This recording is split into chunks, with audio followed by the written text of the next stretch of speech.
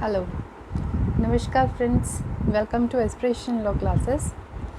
अब तक हमने कुछ कॉन्ट्रैक्ट एक्ट के पोर्शंस ख़त्म किए थे। आज जैसे कि आप देख पा रहे हैं कि हम एक नया टॉपिक शुरू कर रहे हैं, द लिमिटेशन एक्ट। तो आइए शुरू करते हैं। जैसे कि आप देख पा रहे हैं, द लिमिटेशन एक्ट आया ही 1963 के अंदर है।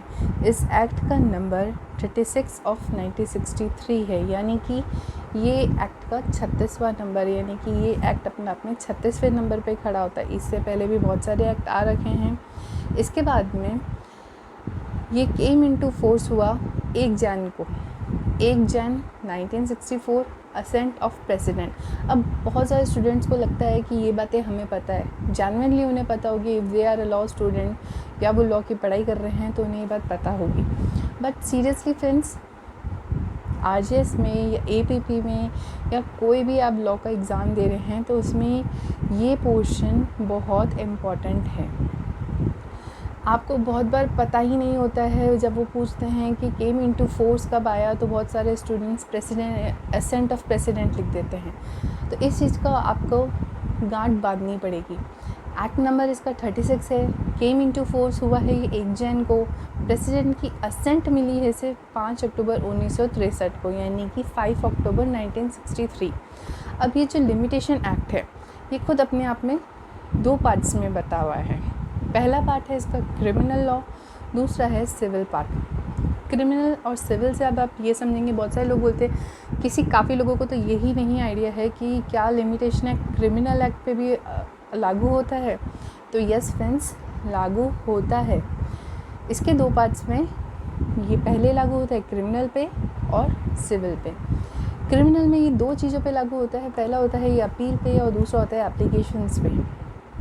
क्योंकि अगर आपको आइडिया होगा तो क्रिमिनल में सूट्स नहीं होते हैं, केसेस सूट्स नहीं होते हैं। उसके बाद में सिविल लॉ, सिविल के अंदर ये अप्लाई होता है सूट्स पे, उनकी अपील्स पे और एप्लीकेशंस पे। तो यहाँ तक आपको समझ में आना चाहिए कि लिमिटेशन एक्ट अप्लाई होता है क्रिमिनल पर भी, सिविल पे तो होता ही है।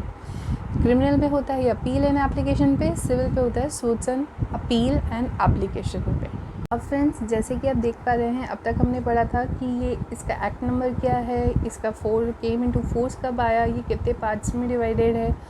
अब आता है इसका मेन पॉइंट। मेन पॉइंट ये कहता है कि लिमिटेशन एक्ट 2 पार्ट्स में डिवाइडेड है।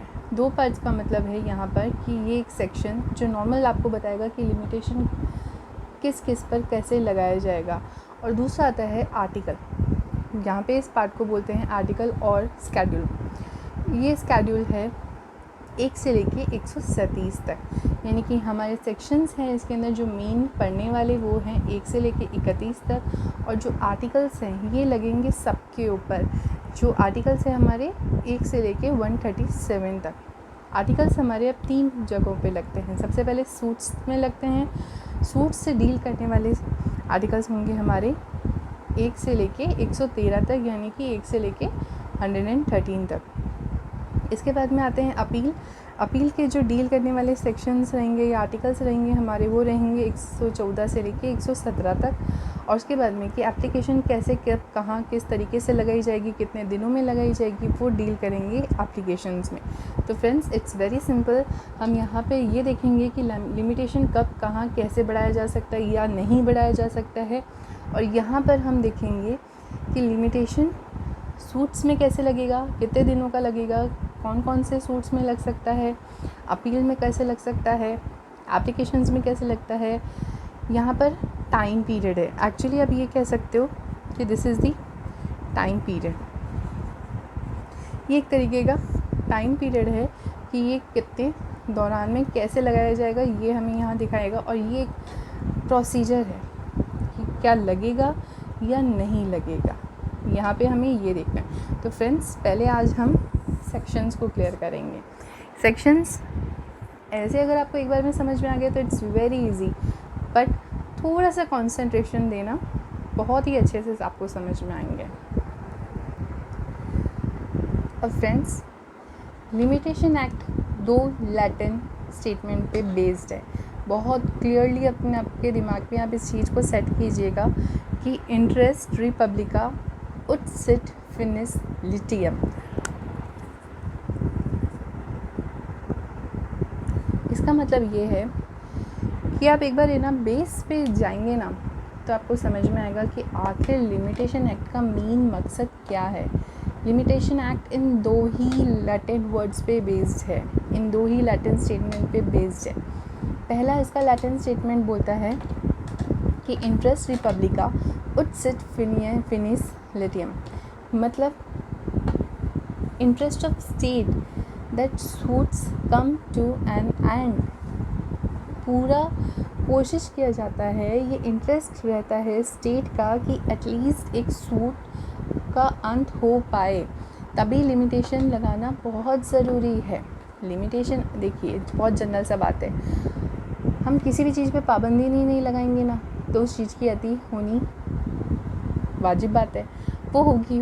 तो किसी ना किसी चीज़ पे आपको रोक लगानी पड़ेगी। अगर आपने रोक नहीं लगाई तो ये होगा कि आज अगर कोई मामला हुआ है, इंसान अगर 10 साल बाद उठ के आ रहा है तो आप उसके सबूत कहाँ से लाएंगे? आपके पास कोई प्रूफ नहीं होगा, वो इंसान वहाँ मौजूद होगा या नहीं होगा, प्रूफ कैसे करने वाले हैं आप उस चीज़ को? एविडेंस मिल पाएंगे या नहीं मिल पाएंगे? इन सब का दारोमदार किस इंसान पर होगा, ये कैसे पता लगा पाएंगे? इसीलिए बहुत ज़रूरी है लिमिटेशन होना। इसी के लिए ये दो लैटिन स्टेटमेंट पे पूरा लिमिटेशन निर्भर है। इस पहले का मतलब है ये इंटरेस्ट है सोसाइटी के लिए कि स्टेट पूरी कोशिश करे कि एक सूट का अंत हो पाए। पहला आपको क्लियर हो गया होगा। दूसरा आता है विजिलेंटिबस नॉन डॉर्मेंटिबस जुरस वेनिएंट, यानी कि लॉ ओनली हेल्प दोज, सिर्फ उसी इंसानों की मदद करने वाला है जो विजिलेंट है, who are vigilant regarding their rights, not for those who are slip over their rights. आप इस बात को समझ पा रहे होंगे।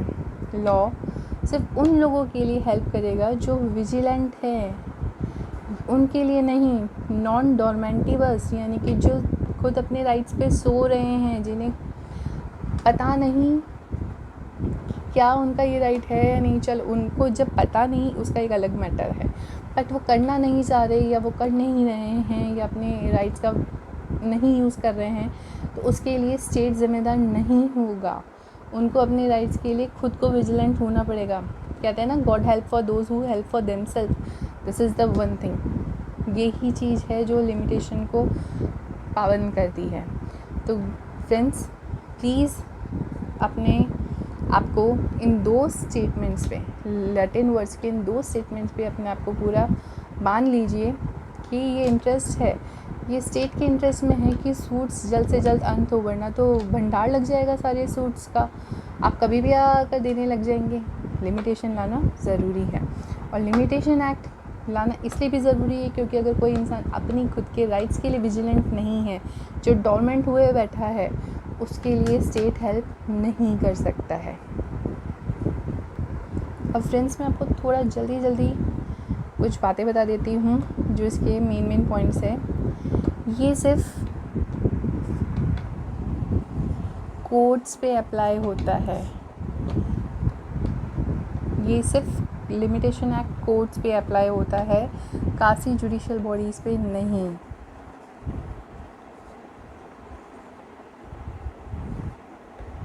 कासी जुडिशियल पे नहीं, सिर्फ कोर्ट्स पे अप्लाई होता है। इस चीज़ को देख लीजिएगा। उसके बाद में ये कॉन्करेंट लिस्ट का मैटर है, यानी कि कॉन्करेंट लिस्ट से आप समझ सकते हैं, यानी कि स्टेट और सेंटर ये दोनों का मैटर है, ये दोनों इसके ऊपर काम कर सकते हैं। दूसरा पहला, ठीक है, ये एक प्रोसीजरल लॉ है, ये राइट नहीं है, ये आपको प्रोसीजर बताता है, यानी कि this is an procedural law. कैसे आप लिमिटेशन लगाएंगे, कब लगाएंगे, कब नहीं लगाएंगे, ये एक प्रोसीजरल लॉ है। कंफ्यूज मत होइएगा, ये राइट्स को निर्धारित नहीं करता है। लिमिटेशन एक्ट एक प्रोसीजरल लॉ है। क्वेश्चन आए हुए हैं, बहुत बेसिक होते हैं, इसलिए मैं आपको बेस लॉ से ले जा रही हूँ। अपने आप को फोकस कीजिएगा। कॉन्करेंट लिस्ट का मैटर है, प्रोसीजरल लॉ है, ये राइट क्रिएट नहीं करता है, ये सिर्फ रोकता है राइट्स को कोर्ट के अंदर आने से। यानी कि कब, जब आप लिमिटेशन से बाहर हो गए हैं तो अब आप कोर्ट से राइट्स नहीं मांग सकते हैं, तो आप किससे मांगेंगे? फॉर एग्ज़ाम्पल, ए ने बी को पैसे दिए, टाइम पीरियड होता है 3 इयर्स। 3 इयर्स में ए ने बी को जो भी पैसे दिए अगर वो रिकवर नहीं करता या केस फाइल नहीं करता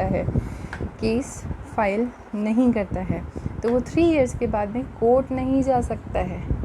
लिमिटेशन एक्ट का मतलब बस ये है कि ए ने अगर बी को कोई पैसे दिए हैं, यानी कि कोई भी पैसे दिए हैं, तो उसका टाइम पीरियड है, यानी कि लिमिटेशन है 3 साल तक।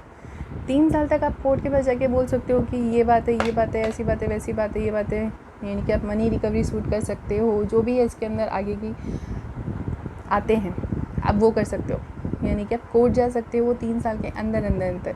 पर जैसे ही 3 साल पूरे हुए आपके, कोर्ट बोलता है लिमिटेशन लग गया, अब आप कोर्ट से राइट्स नहीं ले सकते हो, यानी कि राइट्स प्रोहिबिट हो जाते हैं। बस ये चीज़ को समझ जाइएगा।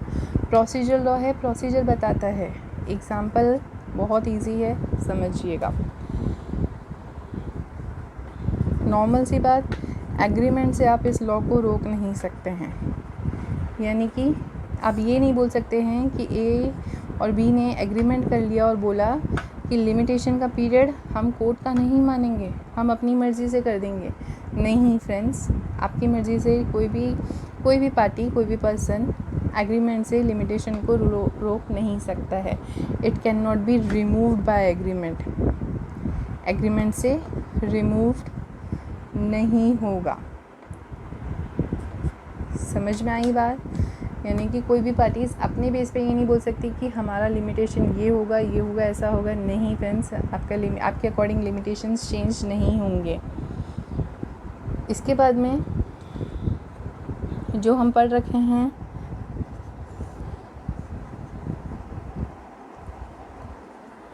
क्रिमिनल लॉ पे अप्लाई होता है। एक और चीज़ का ध्यान रखिएगा, क्रिमिनल लॉ में कॉग्निजेंस पर भी लगता है। कॉग्निजेंस का CRPC में पार्ट है, उसके अंदर आपको हम बताएंगे जब आएगा टॉपिक। तो क्रिमिनल लॉ कॉग्निजेंस पे लगता है कि कॉग्निजेंस के कितने दिनों में, कितने टाइम पे, पीरियड में आप कॉग्निजेंस कर सकते हैं। अगर करा तो क्या होगा, वो उसका एक अलग टॉपिक रहेगा, वो हम आगे डिस्कस करेंगे। इसके ऊपर भी एक क्वेश्चन आया था, ये लेक्स फोरी होता है, यानी कि कोर्ट रूल के अकॉर्डिंग चलता है। ध्यान रखिएगा फ्रेंड्स, लेक्स फोरी होता है ये आर्बिट्रेशन पे भी लगता है।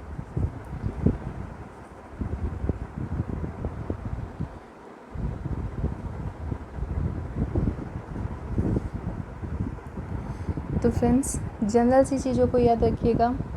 सबसे पहले वो हमने पढ़ा था कोर्ट्स, और कोर्ट्स पे लगता है लिमिटेशन एक्ट, कासी जुडिशियल बॉडीज़ पे नहीं लगता है। ये कॉन्करेंट लिस्ट का मैटर है, यानी कि स्टेट और सेंटर दोनों इसके ऊपर लॉ बना सकते हैं, कोई भी चेंजेस कर सकते हैं। ये प्रोसीजरल लॉ है। प्रोसीजरल लॉ प्रोसीजर सिखाता है, राइट्स को निर्धारित करने वाला लॉ नहीं है। फॉर एन एग्जांपल, ए ने अगर बी को पैसे दिए तो उसे 3 साल के अंदर आना पड़ेगा कोर्ट के अंदर। अगर उसने 3 साल में अंदर आके कोर्ट में सूट नहीं फाइल किया, मनी को लेकर केस नहीं किया, तो लिमिटेशन आ जाएगी कि 3 साल बाद अब आप नहीं कर सकते, अब आपके राइट्स प्रोहिबिट हो जाते हैं। यानी कि अब आप आपसी सहमति से ए से पैसे मांग सकता पर कोर्ट से नहीं मांग सकता। नॉर्मल सी बात। 4th पॉइंट कहता है एग्रीमेंट से आप रिमूव नहीं कर सकते, यानी कि ए और बी पार्टी अपनी लिमिटेशन को चेंज नहीं कर सकती हैं कि हमारे अकॉर्डिंग तो लिमिटेशन, हमने ये बोल रखा था एग्रीमेंट में कि हमारा लिमिटेशन पीरियड ये होगा, ऐसा नहीं होता है friends. Next point criminal law पे भी लगता है, जिसमें हमने बात करी थी अपील एंड एप्लीकेशन पे लगता है ये पॉइंट, यानी कि ये अपील एंड एप्लीकेशन पे भी लिमिटेशन लागू होती है। ये एक लेक्स फोरी रूल है, याद रखिएगा, लेक्स फोरी है। उसके बाद में लास्ट पॉइंट, ये आर्बिट्रेशन एक्ट पे भी लगता है। एक और बात याद रखिएगा, period of limitation second appeal पर भी लगता है।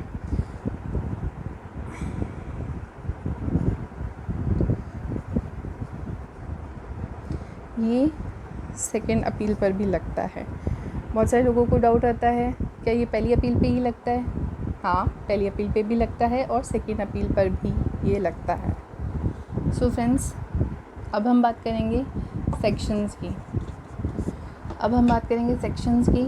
सेक्शंस में first and second simple section point है, हम उसको डिस्कस नहीं कर रहे कहाँ लगेगा, और डेफिनेशन पॉइंट पर है, यानी कि इसका short title and the definition part.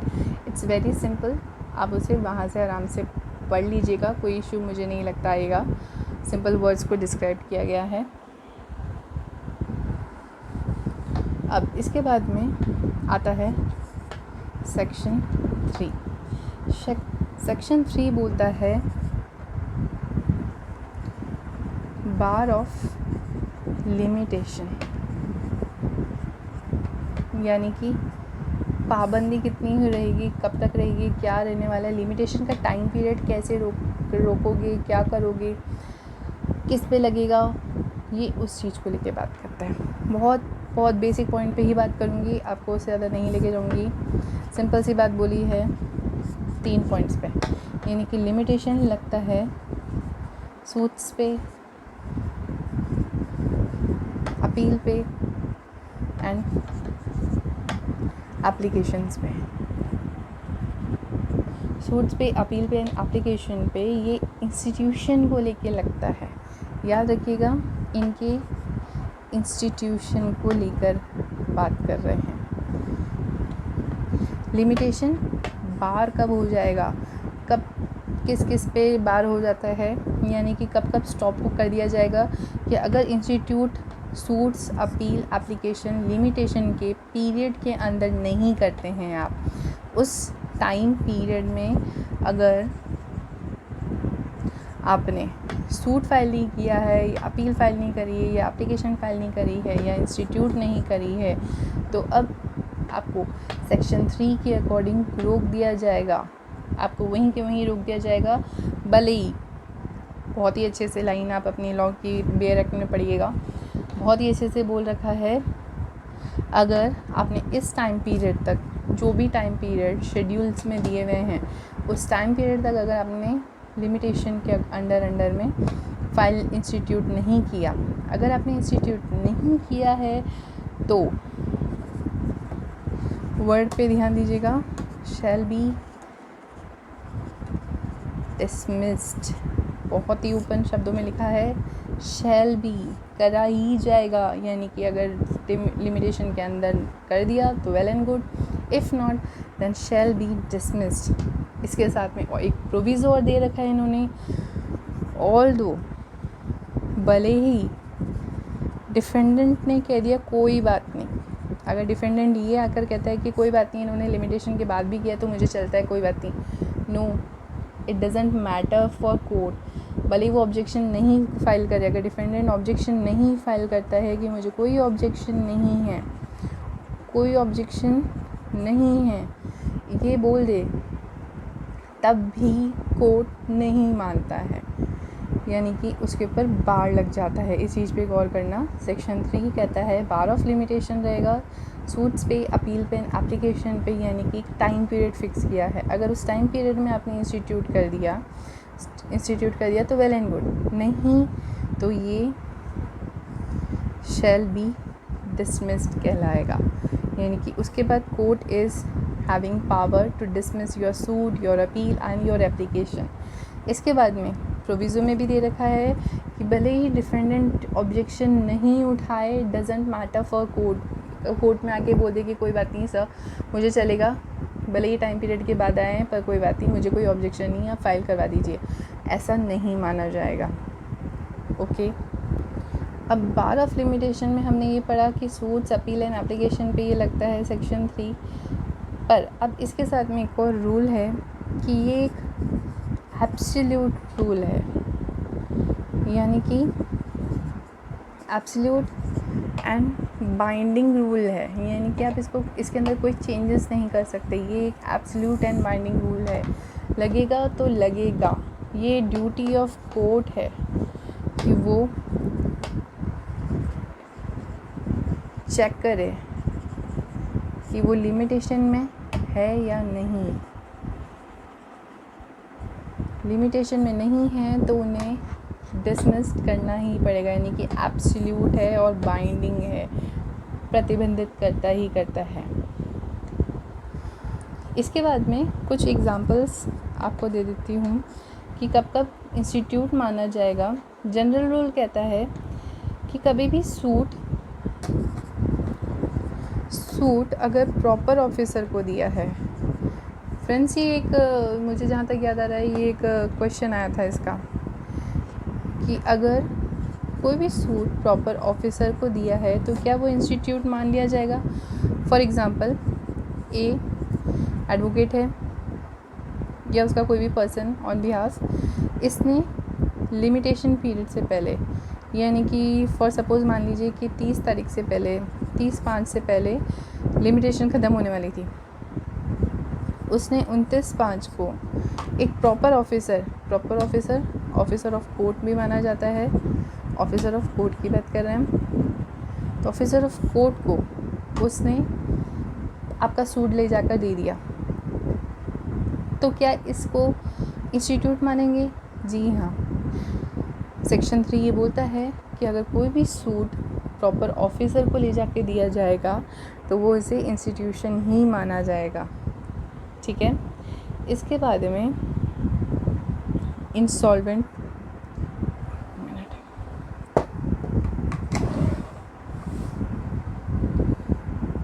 इसके बाद में एक इंसॉल्वेंट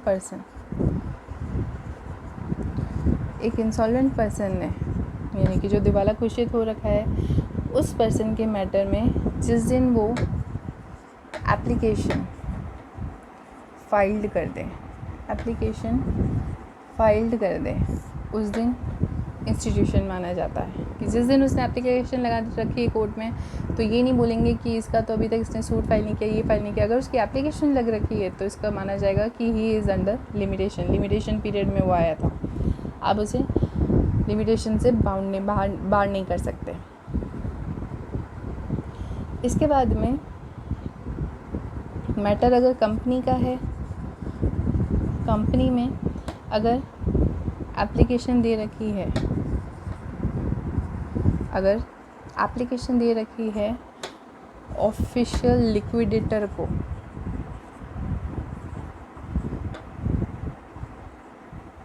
अगर ऑफिशियल लिक्विडेटर को एप्लीकेशन दे रखी है तो भी इंस्टीट्यूशन ही माना जाता है।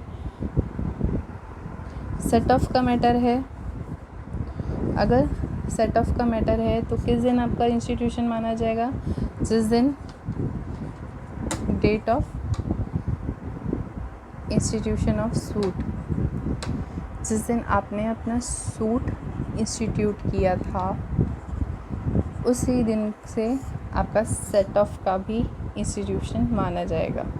ऐसे ही कुछ एग्जांपल्स है जिस पे आपको ध्यान रखना है कि कब कौन सी चीज़ को कोर्ट मानेगा कि वो अंडर लिमिटेशन है या नहीं है। हमने जैसे अभी बात करी थी, पहला पॉइंट है कि जनरल रूल है कि क्या सूट प्रॉपर ऑफिसर को दिया तो क्या वो इंस्टीट्यूट माना जाएगा? जी हाँ, वो इंस्टीट्यूट माना जाएगा, सेक्शन 3 में नहीं आएगा। मैटर अगर इंसॉल्वेंट पर्सन का है और उसने एप्लीकेशन फाइल कर रखी है कि हाँ मेरे को दिवाला घोषित किया जाए या मैं ऐसी परिस्थिति में हूँ, जो भी है वो एप्लीकेशन जो भी लगाएगा वो उसकी इंस्टीट्यूट मानी जाएगी। कंपनी का मैटर है तो ऑफिशियल लिक्विडेटर को अगर एप्लीकेशन दे दी है तो वो मानी जाएगी। सेट ऑफ का मैटर है तो अब बाद में भले ही पॉइंट उठाते हैं, पर जिस दिन से आपका इंस्टीट्यूशन का सूट लग गया है, यानी कि इंस्टीट्यूट हो रखा है आपका सूट, तो उसी दिन से आप सेट ऑफ के लिमिटेशन में भी आएंगे। अब फ्रेंड्स सेक्शन 4 पे आ रहे हैं हम। सेक्शन 3 बार ऑफ लिमिटेशन पे था, सूट्स अपील एंड एप्लीकेशन भी लगता है, इन लिमिटेशन में नहीं किया तो वो डिसमिस कहलाती हैं। अब आता है सेक्शन 4। सेक्शन 4 ये बोलता है कि expiry of prescribed period where court is closed.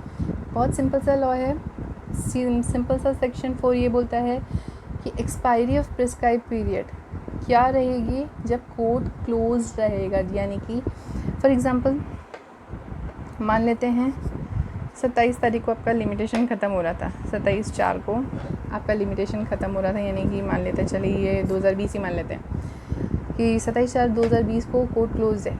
मान लीजिए सपोज़ अभी की बात कर लेते हैं, हम लॉकडाउन के पीरियड में चल रहे हैं, लॉकडाउन में कोर्ट्स खुल नहीं रहे हैं, आप जा नहीं सकते, आपका टाइम पीरियड चल रहा है, अभी कोर्ट तो क्लोज्ड है, तो यही सेक्शन 4 बोलता है कोर्ट इज़ क्लोज्ड।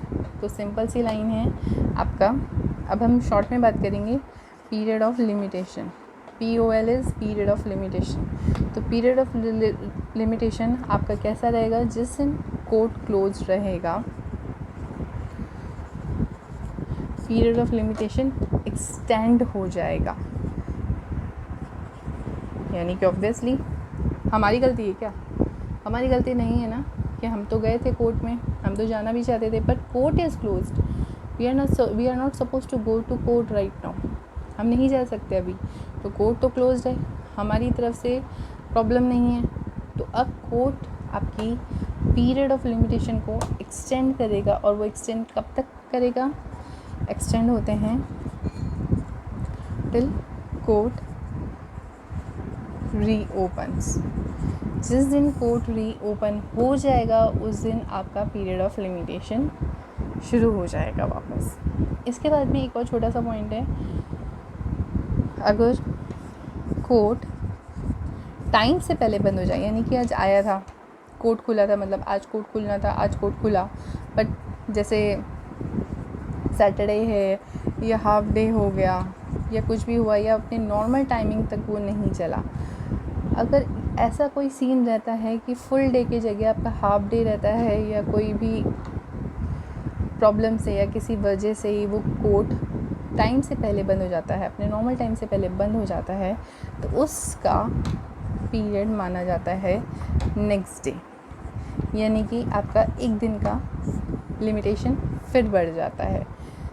बात समझ में आई आपको? यानी कि अगर आपका 27/4 का था, आपको 27/4 आप कोर्ट गए, बट वो जैसे कि टाइमिंग होता है 4:30 तक का, 4:30 से 5 बजे तक, अगर 4:30 तक कोर्ट नहीं चलता है तो फिर आप, यानी कि सपोज़ आप कह दीजिए 3 बजे भी बंद हो गया, तो 3 बजे भी बंद हो गया, तब आपकी लिमिटेशन बढ़ जाएगा 28/4/2020 के लिए। बात समझ में आई फ्रेंड्स? कोर्ट अगर क्लोज है, आपने पीरियड प्रिस्क्राइब दिया हुआ था, जो आपका ये टाइम पीरियड है, इससे पहले कोर्ट बंद है और आप कोर्ट नहीं जा सकते, तो अब आपका पीरियड, यानी कि पीरियड ऑफ लिमिटेशन एक्सटेंड हो जाएगा। एक्सटेंड कब तक के लिए हो जाएगा? टिल जब तक कोर्ट नहीं खुल जाता है। जैसे ही कोर्ट खुलेगा आपका पीरियड शुरू हो जाएगा। उसके बाद में अगर कोर्ट टाइम से पहले, फॉर एग्ज़ाम्पल दिया है मैंने आपको, कोर्ट टाइम से पहले, जैसे कि सैटरडे है, सैटरडे को हाफ डेज़ रहते हैं या कुछ भी रहता है, या हाफ डे ही हुआ, या बिफोर टाइमिंग बंद कर दिया गया, या कुछ सडन ऐसे सर्कमस्टांसेस हो गए जो बंद करना पड़ा है बिफोर टाइम, तो कोर्ट का जो पीरियड ऑफ लिमिटेशन आपके उसका है वो बढ़ जाएगा नेक्स्ट डे तक, यानी कि 27 को अगर होना था तो अब वो आपको पीरियड ऑफ लिमिटेशन मिलेगा 28। अब फ्रेंड्स सेक्शन 5 3 और 4 कंप्लीट करने के बाद में आपके दिमाग में कुछ ना कुछ क्वेश्चंस आए होंगे, डाउट्स आए होंगे, या फिर आपको शायद समझ भी आ गया होगा, बट इट्स वेरी सिंपल। मेरा अब तक का सिंपल सा यही कहना है, जब भी आप लॉ पढ़ें, आप जब भी लॉ पढ़ते हैं उसके बेस लॉ से बात कीजिए हमेशा, यानी कि बेस क्लियर करिए, यानी कि अपने बेसिक क्लियर कीजिए। जब आपके बेसिक क्लियर हो गए, आपको लॉ कभी नहीं भूलेंगे। आप जब भी उसको उठा के रिवाइज़ करेंगे तो आपको कभी ऐसा नहीं लगेगा कि शिट, मैंने ये चीज़ पढ़ी थी या नहीं पढ़ी थी, मुझे याद नहीं आ रहा है, मुझे समझना पड़ेगा, मुझे फिर सर के पास जाना पड़ेगा या मैम के पास जाना पड़ेगा, या मुझे वापस इसका क्लास लेना पड़ेगा। No friends, it will never happen. अगर आपने लॉ में अपना बेस क्लियर किया, यानी कि आपके बेसिक ऑल क्लियर हैं, आपको कभी प्रॉब्लम नहीं आएगी। बस आपको एक जनरल रिकैप करना पड़ेगा। सो 3 में पाबंदियाँ लगाई गई थी, 4 में एक्सपायरी पीरियड को एक्सटेंड किया गया था। अब इसके अंदर आता है सेक्शन 5, जो आपके पीरियड प्रिस्क्राइब पीरियड है, यानी कि कुछ चीज़ों का 30 डेज़ होता है, कुछ का 90 डेज़ होता है, या फिर 3 इयर्स होता है। अगर इन पीरियड्स के बाद अगर आप आ रहे हो तो क्या करेंगे? तो हम डील करेंगे सेक्शन 5 में। एज़ पर जब हम लोग प्रैक्टिस करते हैं, एज एन मैं भी एक प्रैक्टिसिंग लॉयर हूँ, तो इस चीज़ को मैं आपको बहुत आराम से बता सकती हूँ कि प्रैक्टिसिंग के अंदर जब आप प्रैक्टिस के दौरान में होते हैं तो ये सेक्शन जो है, ये सेक्शन बहुत ही ज़्यादा इम्पॉर्टेंट सेक्शन होता है। यानी कि सेक्शन 5 अपने आप में बहुत ही ज़्यादा इम्पॉर्टेंट है। इसका प्रॉपर एक एप्लीकेशन लगता है, सेक्शन 5 का एप्लीकेशन लगता है कि हमारे पीरियड का एक्सटेंड किया जाए। यानी कि जो प्रिस्क्राइब पीरियड था वो किसी कारणवश हम उस दौरान लिमिटेशन में नहीं आ पाए, तो अब आपको क्या चाहिए? एक्सटेंशन। बहुत सिंपल सा पॉइंट है, अपने कंसेप्ट्स को क्लियर रखिएगा। ये सिर्फ लगता है 2 चीज़ों पे, मतलब सीरियसली फ्रेंड्स मैं बता रही हूँ, बहुत सारे लोगों को नहीं याद रह पाता है कि ये सेक्शन 5 सिर्फ अपील एंड एप्लीकेशंस पे ही लागू होता है। ये क्वेश्चन बहुत, अब मैं इसके ऊपर जितने स्टार्स बनाऊँ उतनी कम है। ये सेक्शन 5 बहुत इम्पॉर्टेंट है। जब भी कोई अपील या एप्लीकेशन प्रॉपर टाइम पीरियड में नहीं लगती है, तो सेक्शन 3 में हमने पढ़ा था वहाँ पर एक वर्ड और था, सूट्स यहाँ पे नहीं लगेगा क्योंकि सूट्स CPC में डील होता है।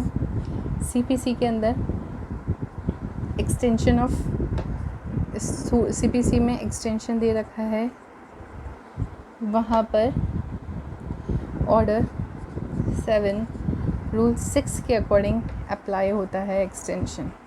अगर आप इस सूट्स पे टाइम पीरियड में नहीं आते हैं तो CPC लगेगी, CPC में एक्सटेंशन लगता है। एक्सटेंशन आपका है ऑर्डर 7 रूल 6 के अंदर, जो हम उस दौरान अच्छे से पढ़ेंगे। अभी आप फ़िलहाल इतना ध्यान रखिए कि लिमिटेशन में सेक्शन 5 के अंदर सूट्स पे नहीं लगता है, यानी कि सूट्स पे नहीं लगता, ये लगता है अपील एंड एप्लीकेशन पे। यानी कि एक्सटेंशन आपको मिलता है लिमिटेशन एक्ट के अंदर अपील और एप्लीकेशन का, CPC में एक्सटेंशन सूट्स के लिए मिलता है। ठीक है, इस चीज़ का ध्यान रखिएगा। इसके बाद में बहुत सिंपल सा लाइन बोला है, आप टाइम पीरियड पे नहीं आए तो अब आपको सेक्शन 5 की एक एप्लीकेशन लगानी पड़ती है सफिशिएंट रीज़न देकर कि क्या रीज़न था, क्या कॉज था, क्यों नहीं आ पाए, क्या कारण था। If it is sufficient, reasonable, sufficient, बिल्कुल पर्याप्त था, बहुत सही था, हाँ ये तो वजह बनती है कि नहीं आ सकते थे, आपको टाइम पीरियड को एक्सटेंड करने का मौका दे दिया जाएगा। यानी कि सेक्शन 5 की जो आपकी एप्लीकेशन लगेगी, इस एप्लीकेशन को एक्सेप्ट कर लिया जाएगा और आपको मौका दिया जाएगा कि अब आप इस लिमिटेशन जो आपकी ख़त्म हो चुकी है, इसको जो भी कोर्ट आपको टाइम पीरियड देगी, यानी कि जो भी टाइम पीरियड देगी, उस टाइम पीरियड के दौरान आपको फ़ाइल करना रहेगा या इंस्टीट्यूट करना रहेगा। बहुत सिंपल सा लॉ है पर बहुत टिपिकल भी है। सेक्शन 5 के ऊपर बहस होती है कोर्ट्स के अंदर, याद रखिएगा, अपने आप में बहुत ही इम्पॉर्टेंट है और मोस्ट इम्पॉर्टेंट है क्योंकि इसके ऊपर क्वेश्चन बनता ही बनता है। तो सिंपल सी बात है, एक्सटेंशन मिलता है प्रिस्क्राइब पीरियड का। कुछ केसेस रहेंगे यहाँ पे, सिर्फ सर्टेन केसेस, आप ये नहीं बोल सकते थे कि कुछ भी कारण नहीं दे सकते थे कि मैं पहुँच नहीं सका या ये कारण था या मुझे ध्यान नहीं था। नहीं, इग्नोरेंस ऑफ लॉ, आप समझ रहे हैं, इग्नोरेंस ऑफ लॉ का हमने जब स्टार्ट में पढ़ा था, क्योंकि एक ये इंटरेस्ट ऑफ स्टेट में है कि हमें सारे सूट्स को ख़त्म करना ही करना है, नहीं तो पेंडेंसी बढ़ती ही जाएगी। और अगर आप खुद विजिलेंट नहीं हैं अपने लॉ को लेकर तो फिर कोर्ट क्यों आपकी हेल्प करेगा? If you are not helping yourself then why court should do. तो इस चीज़ का आप ध्यान रखिएगा। सेक्शन 5 अपने आप में बहुत इंपॉर्टेंट है। सेक्शन 5 सिर्फ 2 चीज़ों पे लगता है, अपील एंड एप्लीकेशन पे, जो हमने सेक्शन 3 में बात करी थी। आप कंफ्यूज ना हो इसलिए मैं अब इसको मिटाती हूँ यहाँ से। सूट्स पे क्यों नहीं लगता है? क्योंकि सूट्स पे अब CPC लगता है, आपकी बात नहीं, हमेशा से सूट्स पे CPC लगता है। CPC में एक्सटेंशन है ऑर्डर 7 रूल 6 के अकॉर्डिंग, जो यानी कि ऑर्डर 7 रूल 6 अप्लाई होगा। तो यानी कि सेक्शन 5 में एक्सटेंशन कब मिलता है? एक्सटेंशन मिलता है जब आप सफिशिएंट रीज़न देते हैं। अगर सफिशिएंट रीज़न बहुत जेन्युइन है तो सेक्शन 5 की एप्लीकेशन आपकी एक्सेप्ट होती है और आपका लिमिटेशन पीरियड को बढ़ा दिया जाता है। अब कुछ सफिशिएंट रीज़न्स मैं आपको बता देती हूँ। फॉर एग्ज़ाम्पल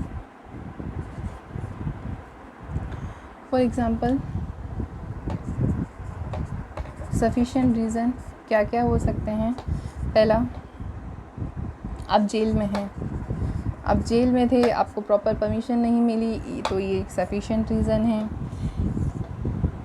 आप इल हैं, बहुत बुरे बीमार हैं कि आप कोर्ट तक नहीं पहुंच सकते, या किसी कारणवश आप उस स्थिति में ही नहीं थे जहां आप कोर्ट तक रीच कर पाएँ, या आप किसी को बोल पाएँ आपके बिहाफ पे, या कुछ भी कर पाते आप। It is a sufficient reason, पर इसको आपको प्रूफ करना पड़ेगा। इसके बाद में अगर आप आर्मी में हैं और आपके ऑफिसर ने आपको हॉलीडे नहीं दिया, बहुत जेन्युइन रीज़न माना जाता है, ऑब्वियसली सफिशिएंट रीज़न है। कोर्ट समझता है आर्मी की सारी बातों को, कोर्ट को पता है वहाँ स्ट्रिक्टनेस रहती है। यहाँ पे इन कुछ केसेस में नहीं लगता है। पॉवर्टी, कुछ लोग बोलते हैं मैं गरीब था, मेरे पास उस टाइम में पैसे नहीं थे। नहीं, please, this is not a sufficient reason, क्योंकि कोर्ट ने इसकी भी व्यवस्था कर रखी है। इंडिजेंट पर्सन के बेस पे आप फाइल कर सकते हैं। अगर आपने इंडिजेंट पर्सन का फ़ायदा नहीं उठाया है तो इट्स योर प्रॉब्लम। कोर्ट ने आपको दे रखा है कि poverty is not the reason, sufficient reason नहीं है, ये एक सफिशिएंट रीज़न नहीं है, ये सफिशिएंट रीज़न है इलनेस। बट इलनेस भी मैं कहूँगी हाफ 50-50 वाली बातें हैं। 50% if you are not proving it very well, यानी कि आप बिल्कुल ही क्षमता में नहीं थे कि आप अपना बिहाफ रिप्रेजेंटेटिव ढूंढ पाएँ, तो कोर्ट आपको परमिशन दे देगा, अदरवाइज़ नहीं।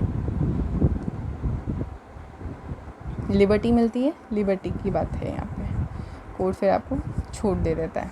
इट्स ऑल अबाउट लिबर्टी, ठीक है। ऐसे कुछ और भी एग्जांपल्स है, but it's all about you have to prove. बहुत सारे एग्जांपल, बहुत सारे, मैं अब यहाँ बताने लगूँगी तो एक पूरा हमारा सेक्शन 5 पे ख़त्म हो सकता है। तो सेक्शन 5 अपने आप में बहुत बड़ा है, अपने आप में बहुत डीप है। सेक्शन 5 के ऊपर क्वेरीज़ बहुत बन सकती हैं, तो डू टेक्स्ट मी, कमेंट में बताइएगा अगर आपको लगता है कि सेक्शन 5 पे क्वेरीज रह रही है आपकी कोई, तो we definitely solve in our other video. So friends, video थोड़ा सा लंबा हो रहा है क्योंकि लिमिटेशन है बहुत छोटा सेक्शन वाइज, ओनली 1 से लेके 31 है, but it's very deep in itself. तो हम इसको आगे वाले पार्ट्स में करेंगे। बट टिल देन, जिन लोगों ने हमें सब्सक्राइब किया, लाइक किया, thank you so much, thank you friends, and please do subscribe aspiration law classes. बहुत सारा अपना प्यार दीजिए, कोई प्रॉब्लम हो तो प्लीज़ कमेंट कीजिए एंड शेयर कीजिए। Thank you once again for watching us.